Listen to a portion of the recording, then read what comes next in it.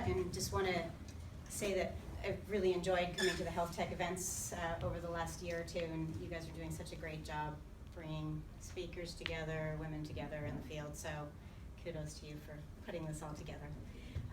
And I think just to segue from Beth's talk, which was very focused on therapeutics and medication, aids to medication, I won't go over too much background since she gave some.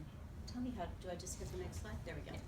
But I'm going to focus a little bit on the role of mobile technology in mental health today. Carly gave some background on Ginger. We're also a venture-backed company that is trying to be really the go-to place for mental health care, so a fully integrated mental health care service that is on your phone. And just to give a tiny bit of background, since Beth went over some of this, mental health is a huge problem now. As she pointed out, one in four people suffer from a mental health condition, and 60% of those that have a mental health condition aren't getting treatment. So 2 out of 3 are not getting treatment for the mental health condition that they have. They're actually going undiagnosed. The average national wait time to get in to see a provider now is 45 days. Just to put this in like regular healthcare terms, imagine if you had a broken leg or you had pneumonia and you couldn't get in to see a doctor for 45 days. So you can imagine that the patients that we're seeing for the first time have been walking around on a broken leg for 45 days. And they're not just dealing with that fracture, but they're dealing with all the compound effects of that fracture that, you know, from being walking wounded for that long. And that's the national average. As Beth mentioned, in these rural, desert areas, as she called them, it can be 8 months to see a psychiatrist. There is, as has been discussed, a huge spend involved in this problem. So what trends are we seeing now in mental health, and particularly in mobile delivery of mental health? Well, the first thing is that mobile devices are ubiquitous. I don't know about you guys, but I am never more than 5 feet from my phone. My phone stays with me, next to me while I sleep, and I have it with me at all times, and I'm constantly checking it. So we have these devices that are ubiquitous, everybody owns them, and they're very powerful sensors. I mean, extremely powerful sensors. They know where we're going, they know when we're sleeping, they know when we're calling people, when we're texting people, they know how much we're fidgeting with the apps and all kinds. They know more about us than we probably know about ourselves at times. And so we have these ubiquitous devices that are very powerful sensors, and along with that, we're seeing this huge increase in telepsychiatry and teletherapy. So a huge number of companies are going into this space. It's becoming much more accepted. Payers are reimbursing for it, and state laws are actually becoming more flexible to enable delivery of care through this teleplatform. We're seeing this huge sort of insurgence, increasing number of consumer-directed mental health apps. So it can be hard actually to wade through what's evidence-based, what's not. A number of the apps are clearly not evidence-based. There was a large study done showing that, of 900 apps that were evaluated, I think 60 were found to be actually evidence-based and directed at the target audience they were claiming to be. But we are seeing this huge number of mental health apps on the market. And the other trend I think we're seeing is just a really robust corporate interest in mental health. So Tom Inslow was head of NIMH, was hired by Google to lead up their behavioral health program, and companies are very interested in their employees' mental health because it has a huge effect on absenteeism and presenteeism. That is to say, whether your employees are showing up for work, and when they are at work, how productive are they and how well are they able to do their job.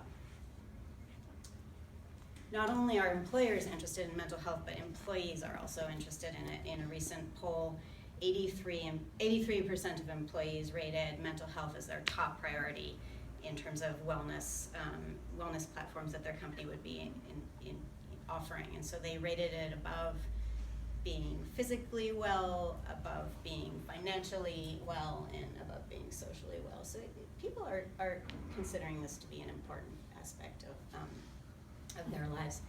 So in a recent New Yorker cartoon, I think this is a little bit of a sign of the times. The receptionist is saying to the patient, you can't list your iPhone as your primary care physician. But maybe you can list it as your psychiatrist. That's what I'm sort of here to talk about. So we're not there yet. In a recent study that was published in JAMA in 2016, they looked at how your smartphone responds to questions about mental health, and the results were fairly appalling. So I won't read these, but you can see that when faced with actually pretty concerning statements, Siri and S-Voice did not do a great job in responding. So we're not there in terms of AI yet. But mobile solutions are offering a number of very useful ways to address some of the problems we're facing in mental health. We've talked a lot about the shortage of psychiatrists, which is profound in this country, and mobile solutions can improve reach. I'll talk a little bit about that just from a research perspective. Typically, psychiatrists are not accepting insurance. I'm part of the problem. I have a practice here in the city, and I'm not in network, and 90% of psychiatrists in the Bay Area don't accept insurance. Across the country, it's more like 50%, but when you get to areas like New York or San Francisco, we're largely cash-only service, and so it's expensive, and mobile solutions can help reduce cost. We have long wait times. The mobile solutions can increase access. We're poor at screening for these illnesses, and what the mobile solution offers you is some actual, in collecting this data about ourselves that we may not be aware of, it creates actionable data. Maybe we can actually intervene towards people's mental health based on information we're getting from their mobile device. Navigating the system is very confusing. I get several calls a week just from friends or acquaintances saying, hey, I need a therapist, I need a psychiatrist, how do I do it? There's not an easy way to find somebody, how do I find a good fit? Well, the mobile solution can offer a convenient, familiar platform. We're all used to using these apps like Uber to get services, so using the mobile device to find ways to get into a practitioner can be helpful. And the other thing about traditional care is that it's episodic. You see your psychiatrist once a week at best, and there are 168 hours in the week. So how can we find ways to deliver more continuous care between visits? So I talked a little bit about the reach issue and research. Ginger.io partnered with UCSF to do, I think, the single largest mental health study. They were able to recruit nearly 3,000, just shy of 3,000 subjects, and it was a fully mobile randomized trial for depression published in the British Medical Journal. Patients were given the choice of one of 3 apps that were focused on behavior change or encouraged to increase activity.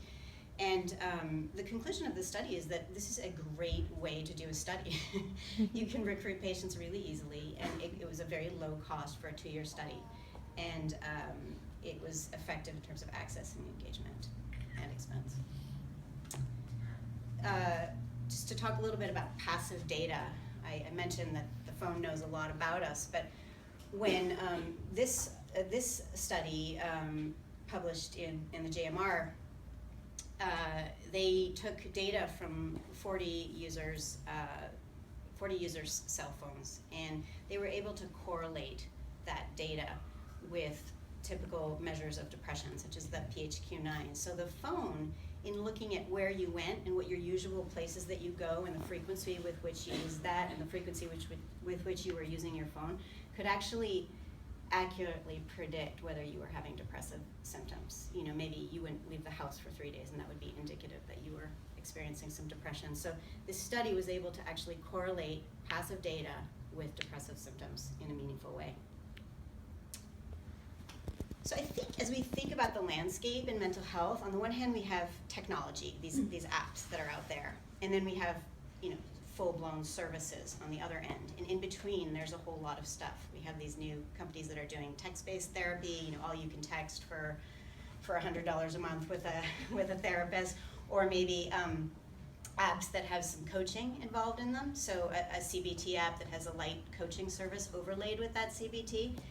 And what Ginger is trying really to do is to take the best of tech and the best of service and combine them and get that sweet spot where we can really deliver the maximum amount of care and quality of care in a continuous way.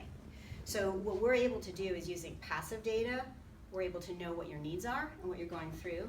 We can deliver that at scale, and we can deliver it continuously and predict and intervene at the right moment. So the CEO of Livongo, loves to give this talk about how if you got a text saying, do you need a flat tire change, when you didn't have a flat tire, it would be really annoying, but if it happened when you were stranded on the side of the road with a flat tire, it would be just so welcome to get a text like that. And one of the things we can do with the passive data acquisition is to say, oh, we know when this person actually needs an intervention. So it's really, just to talk about what we're doing at Ginger now, we're really trying to get a new kind of behavioral health solution where we connect people with coaches, and these coaches are, have bachelor degrees, but they're not trained in mental health specifically, other than the training we give them. They don't have degrees, they don't have master's degrees in mental health. And then we can connect members with psychologists for therapy. And lastly, we're able to deliver psychiatric services through teletherapy. And part of my role at the company is to launch our psychiatry services, which will happen this summer. So when you log on to the Ginger.io app, you're immediately connected with a coach. And that coach is really there in a very familiar format. I mean, it looks like texting. So it's a format that people can identify with quickly. It's not a particularly stigmatizing format. They feel comfortable, familiar with it. And the coach is there as kind of the quarterback of your team. They're there to coordinate your care, to help figure out what your needs are. They can push out clinically validated questionnaires to the members to figure out exactly what their symptomatology is, and not get a provisional diagnosis, but lead things in that direction. And then they're able to set users up with a therapist or a psychiatrist. So the combination of that familiar format and ability to coordinate care is a really key part of our platform. If you look at, this is kind of a complicated slide, but what it kind of gets at is that we have some movement data, screen usage, communications data, and that would even include the texting that's happening between coach and user. And then we have self-reports. So built into the platform are all kinds of cognitive behavioral tools and exercises that can be given specifically to patients depending on what their symptoms are. And based on all these different pieces of information, we can do an analysis that really creates a very personalized care plan, and we're able to deliver that personalized care plan in a time-sensitive way. So as I said, in a typical clinic setting, a patient might come in, I would see them at that first yellow point, and they would tell me that they're not having trouble sleeping and that their mood is pretty good, and give me a whole series of symptom report. And then I won't see them again, and I don't get the feedback in between visits, so I don't really know what's happening in between visits as a clinician. Whereas using our technology, we're able to get information between visits and decide what the appropriate interventions are, whether that be medication support based on symptom clusters. So we can actually make medication algorithm recommendations to the user's primary care physician based on their symptom clusters. Or we can reach out with a chat, or we can recommend a therapy session or even a telepsychiatry session that is timed and can avoid incurring unnecessary expenses like a hospital admission.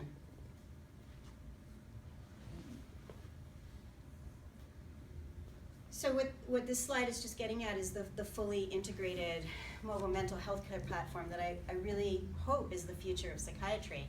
And what that includes is the ability to talk to somebody right away, to not have to wait the 45 days to get in to see somebody when you're in pain, and to have tools, cognitive behavioral tools that are clinically validated, such as CBT, DBT, that you can use 24/7, that are available to you on your phone, the ability to connect with a licensed therapist, the ability to get proactive support, to understand your medications and get either medication support from psychiatrists directly or through your primary care physician.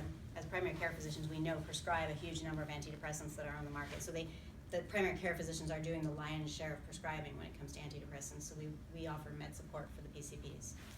And really adapt as you change. So the platform adapts based on your symptomatology. Depending on what the user is experiencing, they may get a different deck of cards, a different set of cards in their deck, basically. So lastly, can mobile solutions improve depression outcomes? And the answer is a resounding yes, and this is just a little bit of data from our platform. So we took data, aggregated data from October 2014 to November 2015. And these were members who were given surveys about their symptomatology so that we had self-reported information. And they were also given activities that were appropriate for the symptoms they were experiencing. So this might be ways to manage emotion, CBT. And lastly, they were given proven health tips. So we're able to do some psychoeducation over the platform.